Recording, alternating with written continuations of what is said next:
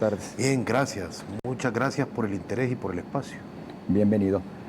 Pues yo les decía a nuestro público la historia diaria que lamentablemente vivimos.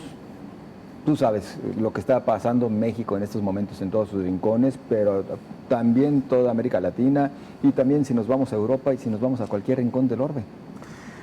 Mira, el libro recoge partes que tienen muchas similitudes. Yo he cubierto violencia los últimos 13 años, principalmente en el norte de Centroamérica. Yo soy salvadoreño, soy parte del periódico digital El Faro. Las razones por las que la gente migra es algo que empezamos a cubrir. Luego vinimos a México y durante mucho tiempo viajamos con los indocumentados para ver cómo cruzaban este México. Inevitablemente eso recaló en una cobertura de crimen organizado, porque es imposible entender la migración irregular sin entender ciertas zonas del crimen organizado en México.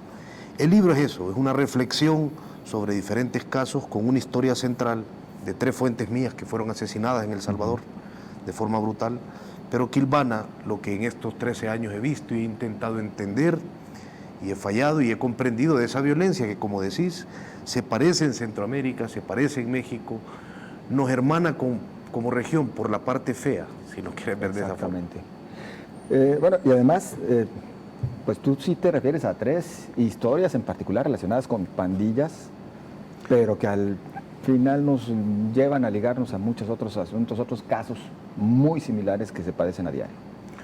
Sí, mira, de hecho es un tema vigente, pues ahora mismo en El Salvador hay régimen de excepción, por ejemplo. El gobierno ha decidido que para combatir a las pandillas necesita más de 100 días de este año donde los ciudadanos perdemos ciertos derechos civiles. Nos pueden intervenir nuestras comunicaciones si quieren, puede detenernos un policía porque les parecimos sospechosos y tenernos 15 días encarcelados.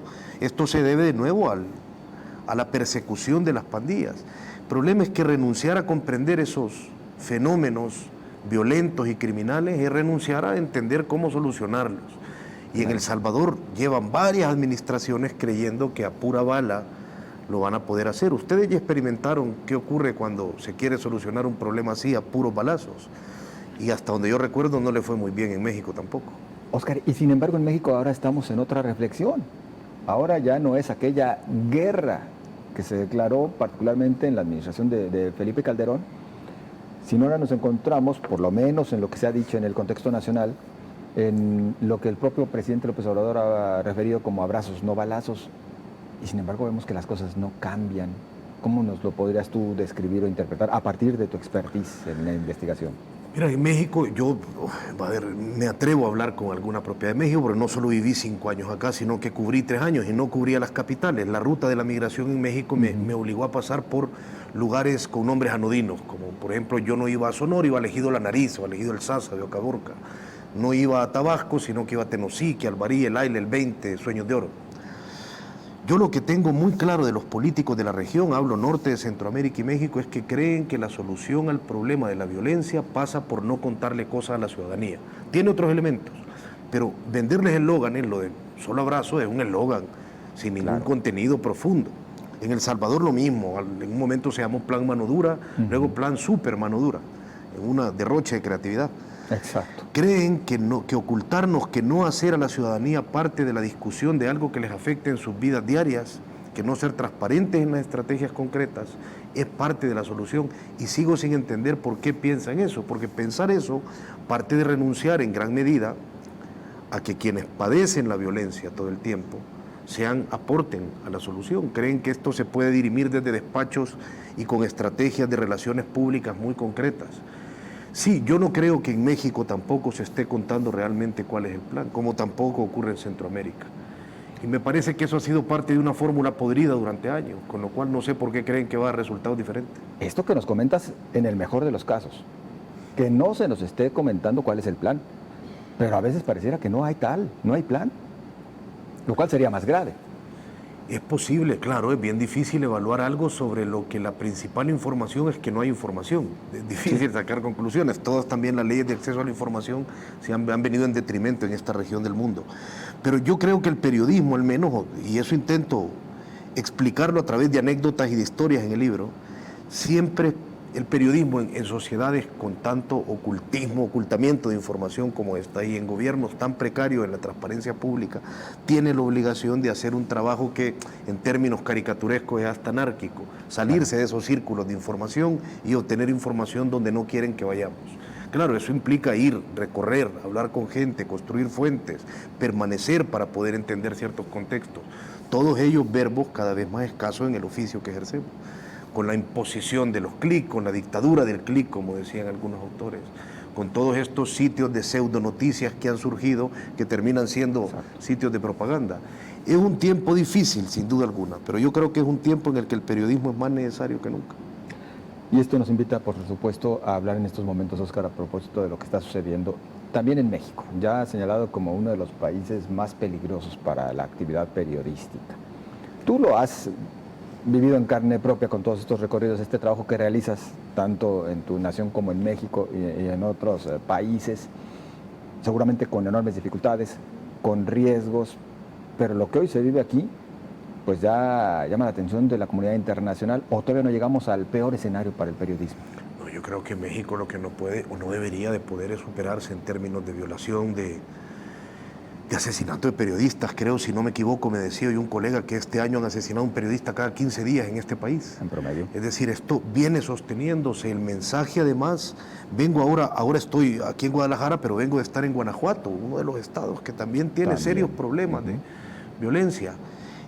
La situación de muchos colegas es desesperada y sobre todo el mensaje sostenido en diferentes administraciones, incluyendo esta, no solo esta, pero desde que yo vivo en México, viví cuando estaba Fox, viví cuando estaba Calderón, viví con Peña Nieto y vuelvo recurrentemente con López Obrador.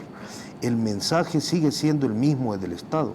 Se puede porque no pasa nada. La tasa de impunidad en los delitos contra periodistas no solo es abrumadora, no solo es terrible, sino que lanza un mensaje directo. La impunidad es un mensaje que se convierte en acciones y Latinoamérica lo ha demostrado. Si el mensaje sigue siendo es posible asesinar periodistas y no ocurre nada, van a seguir asesinando periodistas. Claro. Eso es así, eso no es una premonición, eso es una lección que Latinoamérica nos ha enseñado a fuerza de golpes, de balas y de sangre a lo largo de las décadas. Óscar, ¿hay futuro en nuestros países?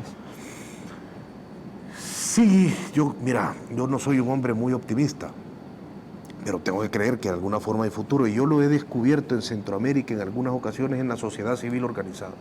Cuando Guatemala se asomó a aquello que llamó la primavera chapina, porque lograron que cambiara el sistema de justicia, que una fiscal valiente como Claudia Paz y Paz llegara y juzgara a aquel dictador que había hecho la masacre del Triángulo Ichila, Ríos Montt, uno de los grandes nombres de los hombres armados.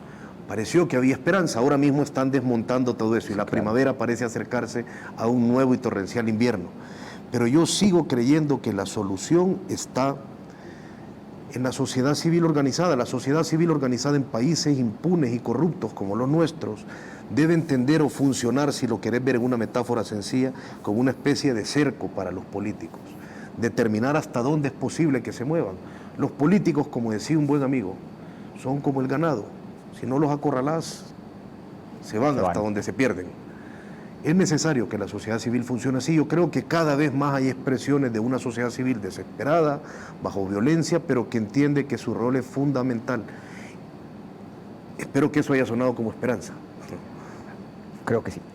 Creo que sí. Óscar Martínez, por favor, platícanos un poco acerca de tu libro y si se puede encontrar también ya aquí en librerías de Guadalajara. Sí, el libro Los muertos y el periodista es la mezcla entre una crónica y un ensayo. Tiene una crónica vertebral, es una crónica que se puede leer como un relato, el asesinato de 3 de mis fuentes. Desde el principio digo que los van a matar. Lo importante es explicar qué, porque eso es lo que explora en las formas impunes de esta región. Y luego lo voy hilvanando con recuerdos, que son microrelatos de otras coberturas, algunas en México, otras en Honduras, otras en Estados Unidos, otras en Guatemala, todas relacionadas con violencia, que tratan de aportar a ese nodo central, que es describir las grandes cosas de las que hemos solido hablar acá. Los últimos de la fila, la impunidad, la corrupción política, la violencia sistematizada e interiorizada en sociedades abandonadas. Es un libro que se puede leer en código de relatos o se puede leer en código de ensayo. Sí, está en México, lo publicó Anagrama, apareció en México ya hace algunos meses y bueno, lo presentamos esta tarde en la librería Carlos Fuentes a las 6 de la tarde. Así que quien quiera acercarse, llegar y discutirlo, será un gusto verles por ahí. Hoy a las 6 de la tarde, librería Carlos Fuentes. Correcto. Pues Oscar, muchas felicidades por el libro, por supuesto, por toda tu labor periodística y por esa pasión que no se pierde. No sé si es una pasión o una condena, pero no se pierde.